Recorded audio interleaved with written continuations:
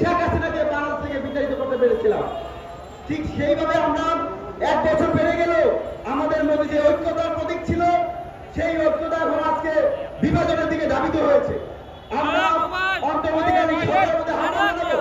আজকে আমরা যাত্রাবাড়ি যেই যাত্রাবাড়ি যুদ্ধেরা আমরা দেখেছি বিবিসিতে একটা রিপোর্ট করেছে 5 আগস্ট মাত্র একদিনেই 52 জন মায়ের মুখ খালি করা হয়েছে।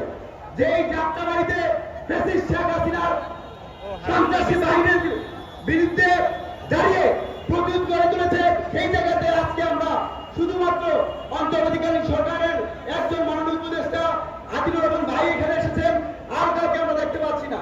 একদিকে গতকাল শহীদ আবু সাইদের কবর জিয়ারতের দিন, শহীদ আবু সাইদ হত্যার দিন, আজকে আমরা শুনতে পেয়েছি আবু সাইদের মা আক্ষেপ করে বলছে আমার ছেলের কবর জিয়ারত করতে একটা উপদেষ্টা আসে নাই।